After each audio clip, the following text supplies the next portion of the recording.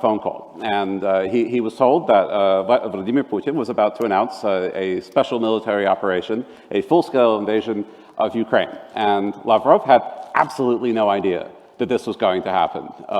He was given just no more than 5 hours notice that there was going to be a war. Even days after it had become clear, Joe Biden had said that Putin had made this decision, he actually did not know. And the next day, he went to the Kremlin for meetings, and he discovered that the entire Russian presidential administration had found out, even later than he did. They found out when they saw Putin announce it on television. And later that day, some of you may remember, Putin held this big roundtable with oligarchs and the heads of state companies, the top people in Russian business. And like everyone else, Putin made them wait for him for several hours. And so all of these oligarchs and the heads of the energy companies and the banks are all sitting in this room, waiting for Putin, panicking about what the war is going to do to their fortunes, their businesses, their lives.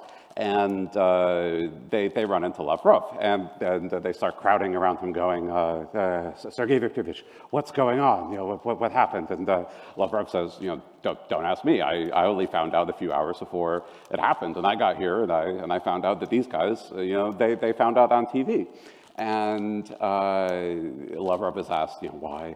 How could this have happened that no one knew? Who was Putin consulting with? And Lavrov says that Putin has 3 advisors: Ivan the Terrible, Peter the Great, and Catherine the Great. So that gives you an idea of how a lot of people in the elite over in Moscow have seen this invasion. And I'd like to turn to Georgi Badridze, who is a senior fellow at the Georgian Foundation for Strategic and International Studies, who's written a lot about the sources of Russian misconduct, is the title of one of his papers. And I'd like to ask you, you've looked at these ideas. We know that there are many things that guided Putin in his invasion, not least the fact that he thought he was going to get away with it. But how central do you think this Russian imperialism, when we see Putin talking about him being like Peter the Great, how central is that to what we're seeing in Ukraine from Russia? Can I add 2 points? First, I would add Stalin as one of his role models, in a way, to a certain degree. And number 2, there was another interesting story. If you remember the meeting of the National Security Council on the eve of Putin's announcement of the war, I think this was a very telling moment when Putin was telling what to advise him to his foreign intelligence chief, who was completely confused, who was lost of word, and Putin was directly telling him the words, which he had to tell Putin. Well, imperialism ideologies, one of the papers that I have produced is actually called Russia's Imperial Ideologies, the source of expansionism.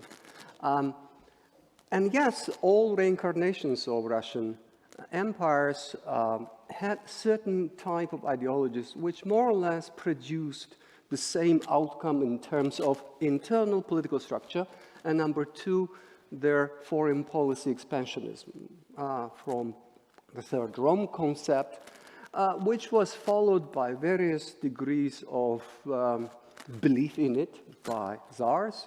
And then there was even more messianistic, more global concept of world revolution, communism, which again was first very closely embraced by initial leaders, and then a certain degree of cynicism occurred.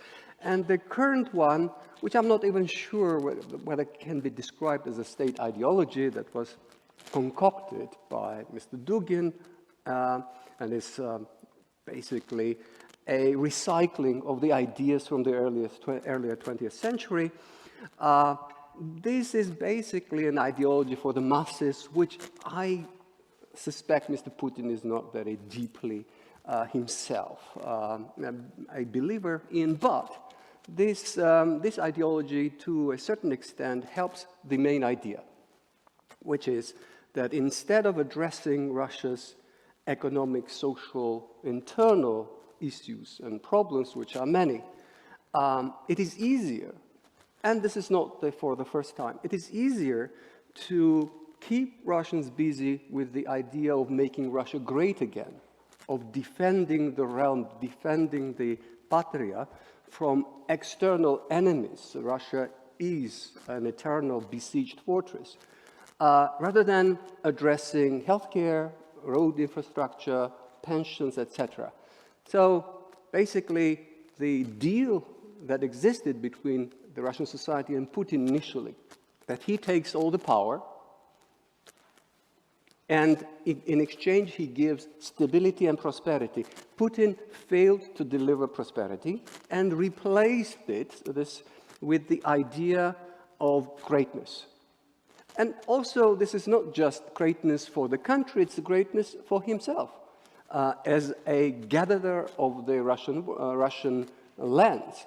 So when you amass countless number of billions and power that very few human beings have ever had in the world history, what you do next at 70, okay?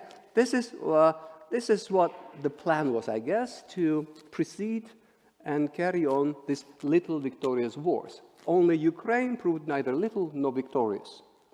By the way, it's not just his mistake, and many would point out that Putin made many mistakes, miscalculating Ukraine, Ukrainian people, Ukrainian armed forces, his own armed forces. But one of the reasons why he had the reasons to believe that he could get away with Ukraine too, because he got away with everything that preceded. What he did was not impossible to foresee. There were warnings since the 90s and also in early 2000s. We had Edward Lucas here, who wrote a book, The New Cold War. And I was Georgian ambassador in London at the time when Ed was basically either laughed at or called warmonger and this and that. There were signs, there are millions of signs that Putin, and even his predecessors in the 90s, once failing to deliver meaningful economic progress, they would be tempted to switch this with the idea of Russian greatness, making Russia great again. Okay, and thank you very much. Do we have Mark Galeotti, who is supposed to be joining us by video, although I haven't seen him. Do we have Mark? Mark, are you with us? Do we have Mark? Okay, okay. I don't see Mark, so it looks like he may be a late scratch. So I will move on to Vladimir Milov, who is a Russian opposition politician, which is a tough gig these days, unfortunately, for the many people who are engaged in that. And I want to ask you, how widely felt are these feelings, and how effective are they? Do these do the people carrying out Putin's orders and the Russian elite, do they really think that they're rebuilding the empire and serving the Tsar? Is this really what gets the Russian people excited, and why there hasn't been serious challenge to the war domestically? How influential and effective are these imperial ideas in Russia? I think this topic of ideology is highly inflated in the West. Its significance is, well below the scale of debate that we got. And even if you listen to Putin or his top lieutenants and read what they keep writing, you'll find, if you want to find some sort of ideology in there, what you'll see instead is a lot of contradictions. Because when Putin needs to, he praises Soviet Union for creating this great centralized system. When he needs otherwise, he's criticizing Lenin for creating the state of Ukraine. Or he's praising Stalin for, tough but necessary decisions and Stalinist centralized system. But when Ukrainians come and say, but Holodomor was a genocide of Ukrainian people, he says, no, we also suffered from this brutal Stalinist policy. So if you look carefully, there's plenty of contradictions, which I think only prove my conclusion that ideology in its current form is but a wrapping for interests, plain opportunistic interests. And if you're asking the question of to what extent Russian elite and Russian society are buying these ideological narratives, Not so much. I would advise, I don't know, Max, if you saw it, but you should read a piece about that. There was a sensational thing that happened a couple of weeks ago when the head of most pro-Kremlin polling agency, ВЦИОМ, Valery Fedorov, given an interview to RBK, he said this reluctantly, but he said there are not more than 10-15% of the Russian population who are hardliner supporters of the war against Ukraine, and the majority of Russians don't want to conquer neither Kiev nor Odessa, and if it was their choice, they would not have started this war. This is Fedorov, the most pro-Kremlin guy you can get. So I would argue that key ideology in Russia among the broader society and among elite is opportunism. And the other thing that is pretty important and goes back to your story, which you began with, is fear. Why all these people haven't spoken up against what Putin is doing? Because they have a lot to lose. Because we, not only ordinary people are being imprisoned right now for criticism of Putin, but we have former ministers, oligarchs who either served their terms or are in jail right now. So, and the FSB is still running around with Novichok. So opportunism, fear, tradition of adaptation to whatever bosses are. You know, we spoke about Catherine the Great. Catherine the Great, as a matter of fact, she was not Russian. She was 100% German, Sophia Augusta Frederica. But Russians revolted against her under Emelian Pugachev. And this revolt actually expanded to major territory of Volga and Urals, but Pugachev was caught and quartered at Bolotnaya Square in Moscow. People remember. People know how this centralized totalitarian system can bite. So they prefer to adopt. Don't take it as succumbing to any sort of ideology. They generally don't care, which is also bad, because this is bad for our cause of popular mobilization against the regime. But if you see what happened over time with Russia after Stalin's death, it was always drifting towards moderation and reform.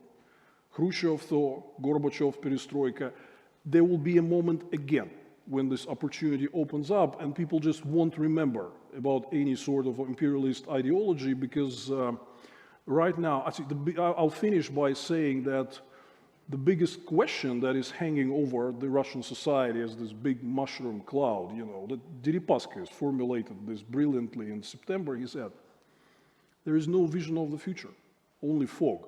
We have no idea where in the 90s, it was tough, but we understood what is the end goal, where are we going? We don't understand that now. That question is mounting in the society, in the elites, and that really, I mean, if you scratch the surface, that is the key question that will determine the ideology. Okay, we have Mark Galeotti. I can see him, so let's try to connect him now. Welcome, Mark.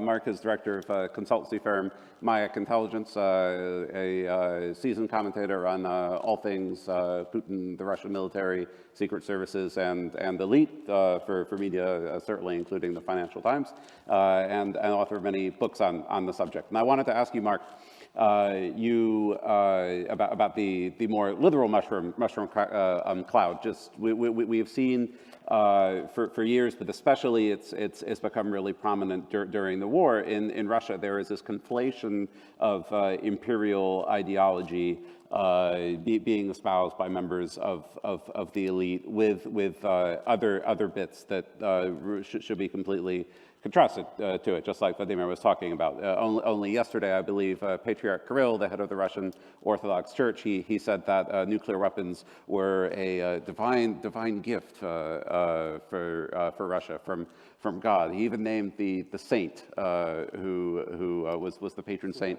Yeah, yes, it was Seraphim. Yes. And not Beria for some reason. Yes. You've spent much of your career studying the Russian elite and security services.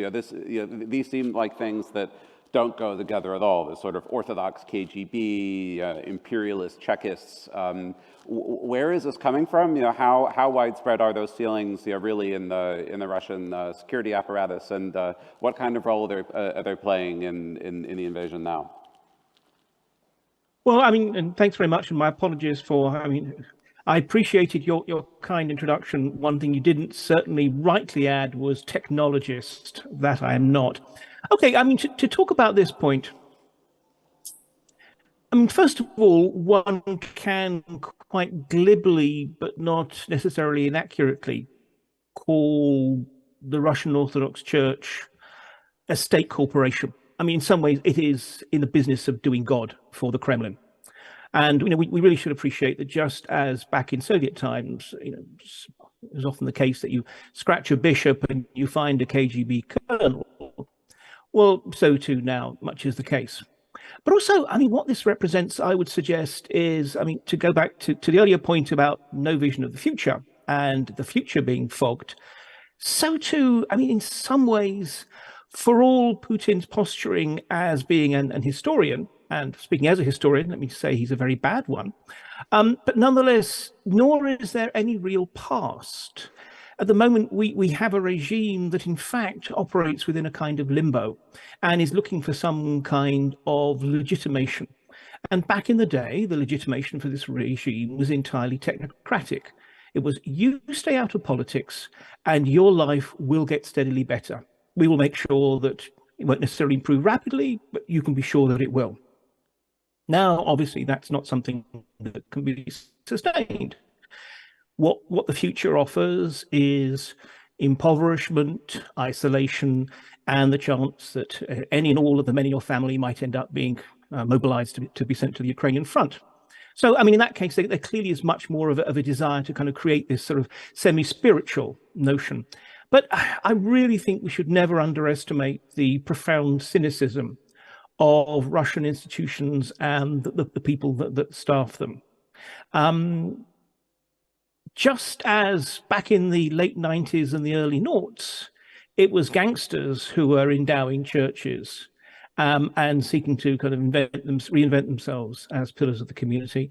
So too, it's now more likely to be Chekists, security officials and such like, who want to acquire that kind of spiritual mantle. I think it's very shallow. I mean, I think that in the sense of we shouldn't assume that this creates really sort of deep roots. This is not some kind of a nation that is committed to a death cult.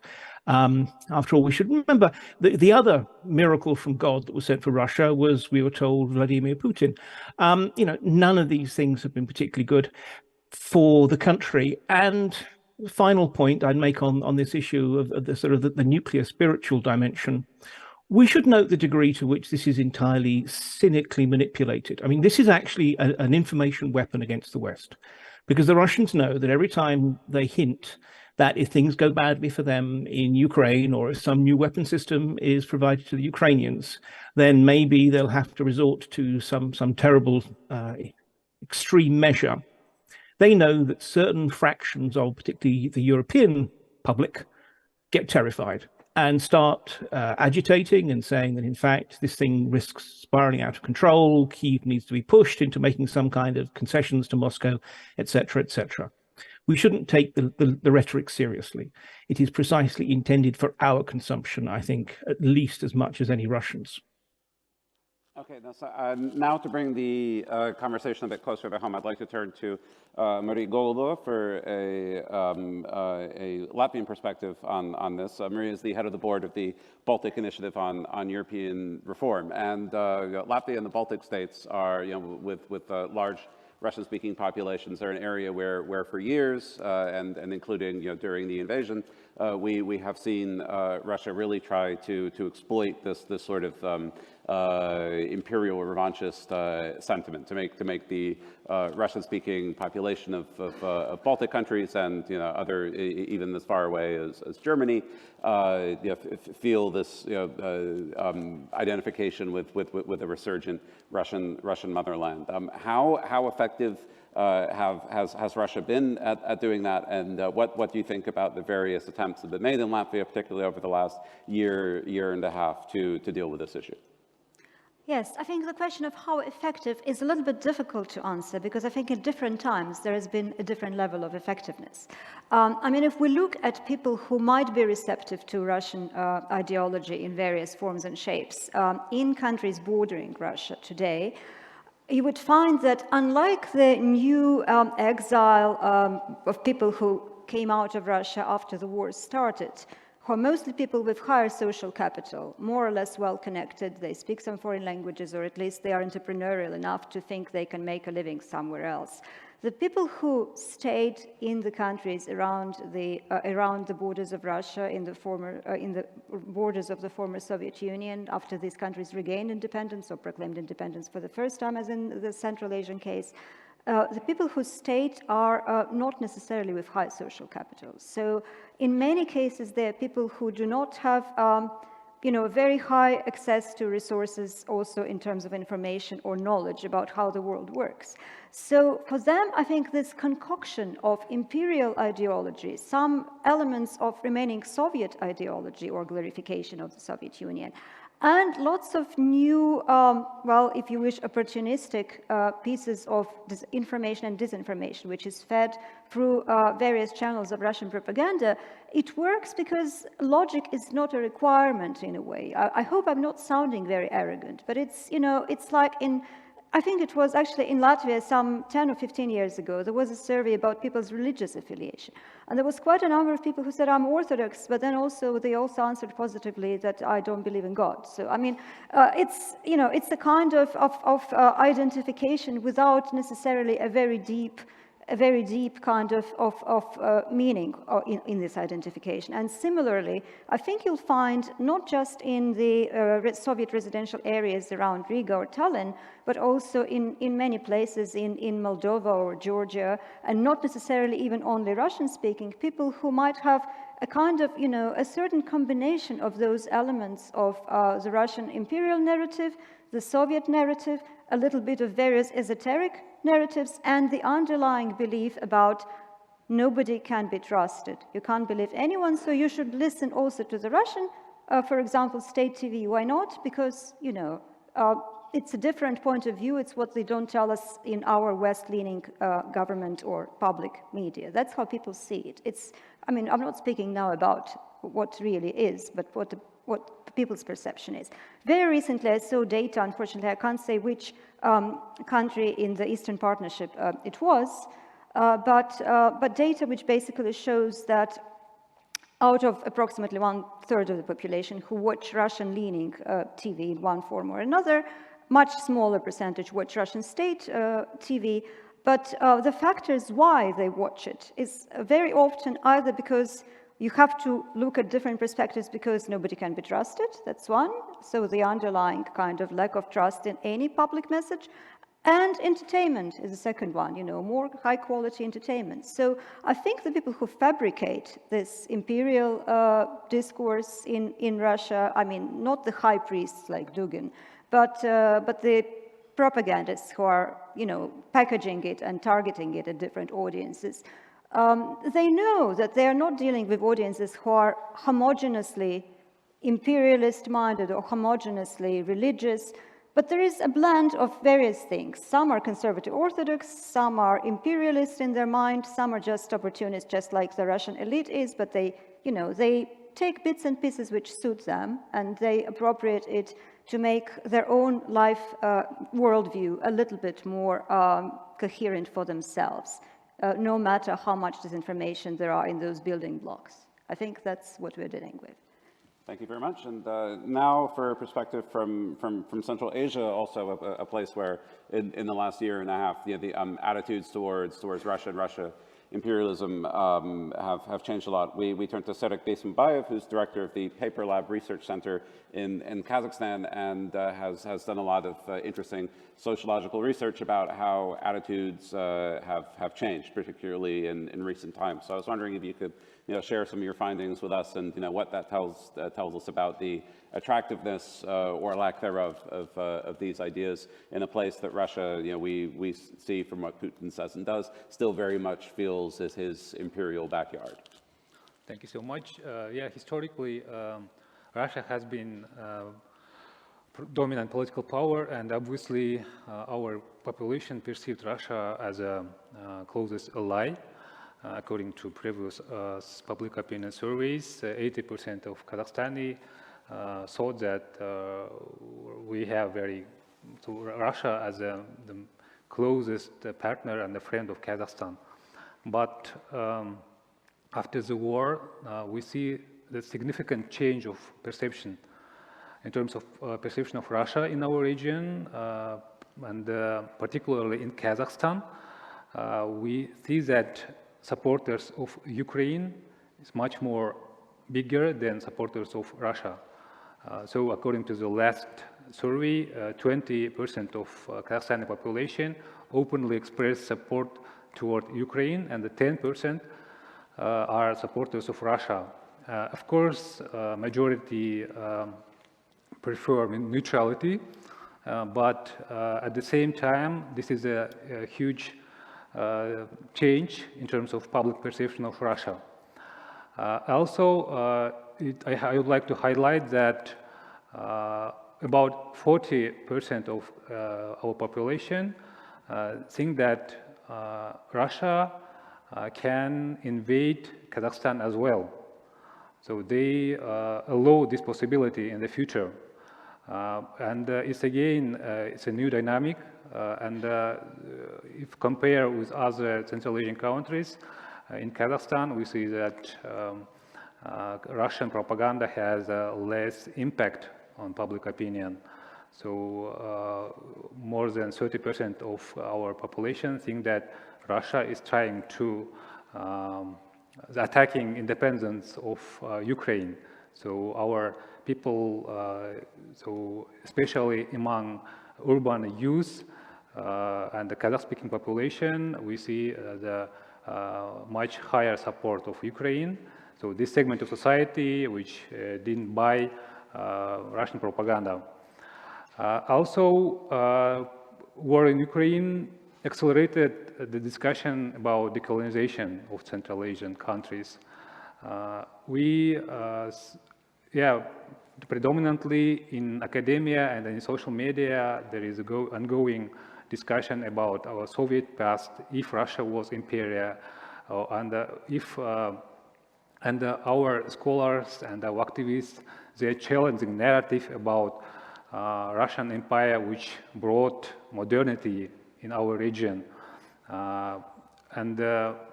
Thanks to this activism, we see that for example, the concerts of Russian showbiz stars canceled in our countries. Also, as well, it's interesting that, for example, our activists raise the question why in our schools our children have to study, for example, Russian literature. There is a call to change our curriculum and to put, for example, world literature, not Russian literature. This discussion, of course, is happening mostly in coffee shops and in social media, but I think that it's an emerging trend. And in the case of democratization and the more political system, we will see that this trend or this discourse will become mainstream. Of course, without democratization, it's hard, challenging to reevaluate or reassess Russian role and openly say that our region also was colonized through violence. But now it's very important to look into at the societal level. So if to observe our media space, you just see that our politics, they trying to balance kind of multi-vectoral politics and so on, but at the societal level, at grassroots level, there is a huge change, and of course, this war was turning point in our society. Thanks so much. That's really, really fascinating. I'd like to throw another empire into the mix here. That is the empire of lies. And, what is the empire of lies, you might ask? Well, cast your minds back just a little over a year ago to the 30th of September, 2022. This is when Putin held a big ceremony in the Kremlin to annex four regions of southeastern Ukraine. It's not going particularly well. They started losing territory immediately. But one thing that I think was very significant was that Putin used the speech to announce what he called an anti-colonial movement. He essentially said that Russia was going to lead an uprising of the global South against the evil empire of America and the West. And on the one hand, we've heard about the contradictions and cynicism in this ideology from our panelists, and it's just, even for him, it's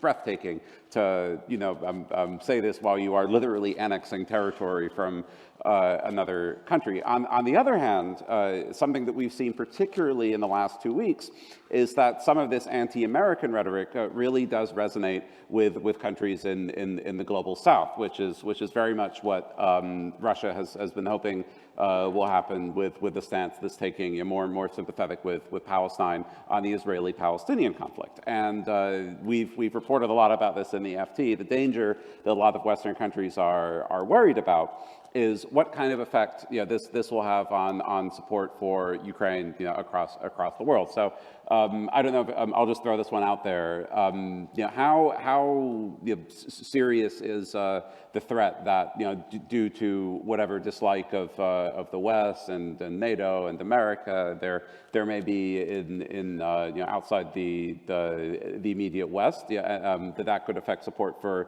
Ukraine, and what is the answer to that, if anything? Would you like to this? Well, actually, I agree with Vladimir that Putin's narratives contain many serious contradictions. And one of those is his idea that only West can be imperialistic, which actually very well chimes with the Western leftist perceptions that it is only European and American imperialism that exists, that has ever existed, and no one else can be of that nature. And that coming from Putin, a darling of far right in the West. And like I said, he's not bothered with those contradictions. And on this particular issue, he's happy to be on the same page with the ultra-left. And then, of course, translate it into a currency for the audiences in the global South. But I would go back to my initial idea of imperialism for Russia and its effects on Russia and Russian society itself. I think it's primarily delivers bad results for Russians, and Russians are the first victims of Russian imperialism. Number one, we've seen Russian empires collapse twice in the 20th century, both times at the height of their perceived might, while pursuing this hyper geopolitical goals in the World War I, trying to get into the Balkans and the Straits, Constantinople, in the 80s to somehow extend into Afghanistan, whilst having spread their influence from Nicaragua to Southeast Asia and Africa. And then it turns out that Russia's backward socioeconomic system is unable to carry the weight of these geopolitical ambitions. So we are here again. Now Russia is again trying to focus its energy, its efforts externally instead of addressing domestic deficiencies. And again, I would only say that it's sorry that Russian society has not really been truly behind the attempted changes. The opportunity was missed in the 90s. Germany transformed itself completely at the back of this huge national catastrophe. Japan transformed itself, and they became not just normal, but great states, after trying to achieve the status of greatness through expansionist policies. And I haven't really seen that in Russia. Maybe the future Russia leaders would try to do that, but so far, and this is where I probably should disagree with Vladimir, that unfortunately, correct me if I'm wrong, But so far, larger Russian society has been quite fond of their own tyrants and didn't really like their reformers. Their attitude towards reformers is telling a lot about that. So maybe we'll see the future leaders which will convince the society that actually making Russia great would be through making Russian people greater, addressing their dignity, their economic, social condition, instead of following those ephemerical goals of greatness through conquest. Would you like to respond to that, Maria, first? You had your hand up, and then we'll go to Vladimir. It's not so much to respond to this, but rather to return to your question about support for Ukraine and the West and the rest of the world, especially the global South. I think there is a point there that we have to be aware of. Whereas inside Russia, it's like surrounded a little bit by some mirror walls, which the Russian elite since 30 years now has created. And inside those mirror walls, words such as imperial nostalgia or, greatness of a nation which takes under its wing smaller nations, all of this has a positive sounding kind of, connotation for many Russians. The global South, which certainly would not enjoy hearing those words with positive connotations, is outside those mirror walls. It doesn't hear or see very much of what is happening inside those mirror walls because all those messages are for domestic consumption in Russia and for the nearest Russian-speaking diaspora. Whereas outside, Putin can go and say that he is anti-colonial and he is now going to help the global South liberate itself from the dominance of the United States and the collective West, which is outrageous, but I've seen it work. I was in Berlin this week in a group of academics and former politicians from both, the North and the South. And as soon as the question of Palestine was raised by someone, you see an incredible split in this otherwise very cohesive group of people who are generally quite analytical. They are not your typical, emotional person who's immediately taking on ideological messages. And one hears incredible things. For example, that, Germany is planning to spend about 100 billion euros on its defense. And Germany says it's because Putin provokes us and Putin is threatening us. These people say, no, that's because Germany is militarist and Putin is just an excuse for them because, of course, you could spend this money on helping the developing world and, it's 5 times more than the budget of a biggish African country. So there is absolutely no readiness to understand that for Europe, for example, this is about survival of liberal democracy, survival of our countries, such as we know them and such as we want to preserve them and the European Union and NATO. For them, it's more like you choose to be militarist instead of spending this money on humanity. So in a way, I think Putin and others have been successful selling this kind of, it's not that everybody became pro-Putin in the global South, it's just that the message that we need to keep helping Ukraine because it's essential for liberal democracy is not something that people in the global South at the moment are ready to buy. And I think we have to be realistic about it. No, Vladimir, you wanted to respond to that as well, and then we'll start taking questions. A few words on the global South. I think academia and analysts, they like groupings. We had BRIC, which later became BRICS. Now we have global South. We got to be fully aware this is a very loose grouping of countries with not truly converging interests, a lot of contradictions. Take China versus India for starters and so on. Putin is always asking for support of these countries, but I mean, on the net, he got 2 absolutely empty-handed summits with Xi Jinping this year. He got nothing. And Russians are slowly, painfully learning that the collective West, as we know it, in the past 3-4 decades, was a major donor of Russia in terms of capital, technology, skill, whatever. And the global South is not interested at all in supplying us with any of that. 0 investment entries into Russia from investors from China, India, Middle East, other countries since the beginning of the full-scale invasion. So, I mean, we shouldn't generalize. We should think more about how to address these countries. And truly, they are underrepresented in the global system, which is a big concern. We have to address it. But, I mean, don't congratulate Putin with victories there just yet. On the future of Russia, well, are we certain that Russia will be a peaceful, normal, democratic country? No. We have to fight for it. And I would say, going back to the beginning of our discussion, I would say that disengagement, cynicism, which Marx spoke about, are far more dangerous enemies than imperialism, which is largely on the periphery. Google, I mean, a very simple thing. Google Dugin speech at a rally. You see 1,000, 2,000 people maybe. Nothing compared to the turnout of the pro-democratic rallies who were leading the street in the past 15 years. You asked a question before we started, was a color revolution possible in Russia? In December 2011, United Russia only finished just 12 mandates in the parliament ahead of the simple majority. Just 12 mandates would have played a different role. Navalny missed the runoff in mayoral elections in Moscow by 30,000 votes. It's nothing. If we had a democratic mayor in Moscow, like we had in Belgrade in the 90s, like we had Amelchenko in Kyiv in 2004, could have been totally different situation. So we're fighting for it. It is possible that Russia will become normal, peaceful, and democratic and respecting sovereignty of the neighbors. There is also another pattern. You know, there's always this crossroads. We have to fight for it.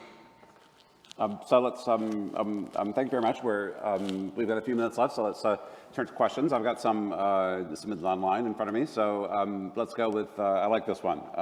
Does the West still have a blind spot towards Russian imperialism? Is it a naive oversight or willful ignorance? Who benefits from this blind spot? Maybe Savit, would you like to take that question? I would like to add a question about anti-Western narratives from Putin, from Russia. According to some scholars from Central Asia, there is a parallel between anti-liberal, anti-American discourse and Islamic discourse, especially in our Islamized part of society. It's very popular ideas about anti-LGBT, anti-democracy. So, for example, in Kyrgyzstan, Uzbekistan, we observed a higher level of support toward Russia than in Kazakhstan, for example. And one of the hypotheses was that Islamized segment of populations in this country, they consume the narratives about Europe, where is LGBT, and this is can be, and this Putin's narrative fueled these anti-Western sentiments. And taking into account that Islamization is going very quick in our region, this can be a challenge in terms of democracy, liberal democracy, and from human rights perspective. But of course, this issue needs more research, more interest from scholars and from experts. Thank you very much. So can we take questions from the audience? This gentleman over there has his hand up. If we could, you've been Thank you so much for the opportunity to address this question. My name is Bogdana Duma. I'm a representative of civil society from Ukraine. So I would like to address the following question. We can see how Russia trying to make their voice to be heard, especially from the side of opposition. What is interesting me particularly, what is Russia opposition doing in Europe now? And the most important, how Russia trying to defeat Putin's regime and Russian imperialism. What's your practical actions behind the beautiful, promising words? Does everyone want to take? Shall I? Yes, go for it. We have a lot of practical action. You simply have to follow us. It's not that hard. We are significantly influenced the public opinion in Russia. For starters, there's been 13 months since Putin announced the first wave of mandatory mobilization for the military. And he badly needs a second one, but he's hesitating to announce it because public opinion is against that. And there is our very significant contribution into that. Our audiences inside Russia these days amount to somewhere from between 10 and 30 million unique viewers per month. This is official, proven proven figures. We're also very, very helpful to Western governments in calibrating the sanctions against Putin's regime, because we possess a very strong, significant knowledge about how Russian economy works. And I have this big, thick amount of papers with acknowledgements and gratitudes from Western governments, actually for helping them calibrate the sanctions more precisely. Next week, there will be a major paper coming out written by myself about detailed analysis of the effects of sanctions on the Russian economy, released by Globsec, the famous Bratislava-based think tank. I advise that you read it. There are many more other things that we're doing. We try to be as useful as possible. It is actually very hard because, you know, we've been expelled, lost our homes, and we have a lot of difficulties here with anything from migration documents to getting job bank accounts and so on, but we still try to be very useful. Thanks very much. Now you have the microphone, sir. Thank you very much. I'm Ian Bond from the Centre for European Reform in London. So it's a question to Vladimir. Vladimir, you said it's possible that Russia will become a normal democratic country. And that was possible in the 1990s. And I remember lots of people, you know, even in quite remote places like the Irkutsk Oblast, saying, we just want to be a normal country. So what needs to be done so that if there is a chance, it isn't wasted again? Because very clearly, over the last 30 years, Russia has become a much more abnormal country. And maybe taking advantage of the fact that Georgia is on the stand, I mean, a quick question. Georgia is consistently the most pro-European country in terms of public opinion in the former Soviet Union, even more than Ukraine. What is it that is enabling the Georgian government to spiral ever closer to the Death Star in Moscow? What's pulling the Georgian government towards the Russian Empire? Shall we start with Georgia and then move on back to Vladimir? David. Well, I hope to avoid this question. I tried to spare you. While I completely agree with the premise, Georgia has still, to this date, the most pro-European population. Over 80% of Georgians want Georgia to become a member of the European Union. Over 70% of Georgians still want Georgia to be a member of the NATO. And yet it is led by the government, which can only be described as an oligarchy, and Russia-friendly oligarchy, recently declaring strategic cooperation with China. How is that possible? Well, this government has been elected based on the pro-European, pro-democracy platform in 2012. So to cut the long story short, it's basically I would say, Trojan horse with tangible Russian support, by the way. But today it is led by an oligarch whose personal wealth is comparable to the country's GDP. He has now basically succeeded in hijacking the state, where he's able to control, after having resigned from government many years ago, he is able to keep the control over all three branches of power. And recently, as in March, he tried basically to extend his control over the final remaining area of freedom, the independent media and NGOs, where he attempted to introduce the Russian law on foreign agents in the parliament, which was met with a huge backlash, right? How next year's parliamentary election will reflect on this contradiction between the pro-Western population and pro-Russian cynically. It's not ideological, it's not any other connection, it's just a kind of cooperation of convenience. How democratic, how fair the next year's election will be, we'll see about that. Okay, Vladimir, do you want to answer that question quickly, Yeah. and then I want to ask one more question before we run out of time. I'm strongly advising against this fatalist and determinist attitude about the failure of a democratic experiment of 1990s in Russia, because if we only, tried something once and we failed, and later we given up on further attempts, there would be no progress and no civilization as we know it. So we got to try again, learning from mistakes. There's a lot to say, but I'll be very brief. We didn't even try to build democratic institutions in the 90s. It was all a fight of personalities. We didn't even try to build checks and balances, parliamentarism, independent judiciary, strong regions, strong municipalities, and so on. We need to make sure next time that all these different institutions are working and the country is decentralized, because centralization for Russia is poison. Political, economic, financial centralization is poison. That leads to resurgence of these notorious imperial ideas that we began discussing. We need to make sure that Russia is significantly decentralized in many various senses, so that there will be no enormous concentration of power anymore, which would enable imperialism ever again. Thank you. And I had one very brief point to that. Please do. I was going to ask you something about that, actually. So. Okay, well, I would say just very quickly, what we also have to appreciate, again, bringing us back to the point about imperialism and such like, in many ways, Russia has never really had to come to terms with its past, with its authoritarian, autocratic, imperial past. Because in 1917, well, it had a glorious alibi. All that bad stuff, no, that was the Tsars, nothing to do with us.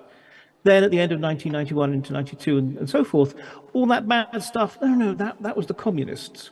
So there has always been this alibis. And what I think that's worth noting, the reason why it's worth noting that is the current war in Ukraine may, and I would really want to stress just may, be in some ways Russia's equivalent of, say, the Suez Crisis was for Britain or Algeria was for the French. The point at which a declining, essentially post-imperial nation that still has pretensions well out of sync with its capabilities finds itself forced into appreciating the realities of its position, and as a result begins the process, which takes not just years but decades, of beginning to reconcile itself with its past and its past misdeeds. So, if we're looking for shreds of silver lining in the current catastrophic conflict within Ukraine, it may be that it will provide a historic opportunity, and again, opportunities can be wasted, but a historic opportunity for Russia to actually begin to grapple with these demons of its past. And Mark, I just want to possibly close up because we're running out of time. Just ask you, that's a very, very trenchant analysis of how Russia's failed to come to terms with its past. But we have a number of questions here on the monitor that are sort of variations on the same theme. What does that mean for this country's future? It is true that no country knows imperial decline quite like the United Kingdom, but at the same time, the United Kingdom was really forced through its own incompetence to and its own diminishing significance to come to terms with that. And a lot of people still wound up getting hurt along the way. What might we see Russia do? Who might have to be particularly on their guard, whether it's through some other form of Russian aggression, or whether they could be on the wrong side of a geopolitical fault line in future negotiations between great powers. Who is next? Who should be the most concerned? Oh, I mean, this is always the sort of problematic thing. I mean, I think we have to recognize several things. First of all, NATO has continued to prove itself an extraordinary engine of geopolitical security. There's no way around it. I mean, even the very fact that we haven't seen the Russians launching covert sabotage operations into Europe in a desire to try and break the supply lines supporting Ukraine, when they had in the past, probably in 2011, certainly in the Czech Republic in 2014 at Vrbětica. I mean, actually, if anything, the Russians have been very cautious. So, I mean, we have to recognize the degree to which, although there can be non-kinetic troubles, cyber attacks and the like, essentially NATO countries do seem to be pretty much bulletproof, and that's just no wonder why countries like Ukraine want to be members. I think we have to recognize that, look, Russia in the future, there's a lot of talk about rebuilding its military capabilities. I mean, this will be phenomenally lengthy and difficult, even if Russia can and is willing to afford it. So we are talking about the capacity to basically bully smaller neighbors, and often for essentially performative purposes. If one looks at the invasion of Georgia, I mean, that was in part about Georgia. That was also in part about trying to put out a message to other neighbors: do not mess with us. So I think that the honest answer is, who has to feel worried? I think it's precisely those smaller neighbors that don't have the shield of an alliance, and that can be used by the Russians for some kind of demonstrative act. But again, I think we have to realize that the days when one could perhaps think about, say, Kazakhstan having to worry about its north and the ethnic Russian population there. I think by now even Central Asia, I think, is increasingly less able to be influenced or threatened by Russia in this way.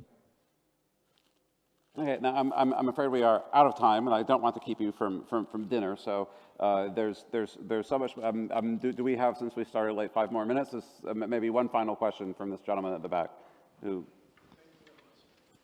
Okay, hello, Defense Attaché of Latvia in Ukraine and Moldova. And my question is, will be for a representative from Kazakhstan, and might be also partially related to the Georgia as well. When we speak about imperialism, the Russians, they built up the Common Security Organization, ODKB, it's called in Russian. So my question is about concerning the Kazakhstan. We know that recently in the exercises, Kazakhstan take part on this. What is statistic currently in your country, and what is your perception of you in the future of participation or this training, as well as it is related to Georgia, I think not so strong, but maybe you can also elaborate about your attitude to CSO and participation in such kind of exercise, CSO exercise. Thank you. Yeah, thank you for the question. In terms of ODKB, maybe you know that in last year, in January, we had a mass protest mobilization across all country. And as a result, Tokayev, he invited ODKB troops to stabilize situation. And after that, we see that the growing skepticism about participation of Kazakhstan in organizations with Russia. We asked during our survey, what do you think about this decision of Tokayev to invite ODKB? And it was a 50-50, part of society were against, part supported. But I can say that the mainstream narrative in our society to avoid any integration with Russia. Of course, it's not voiced among our at politician level, but at grassroots level, it's absolutely mainstream. We should disintegrate from Eurasian Economical Organization and ODKB as well, which more military and political. This demand from public is very strong. And of course, our political power, they have to take into account this demand from public in spite of our autocratic regime. And I think that in the future, if hopefully Ukraine won the war, we will see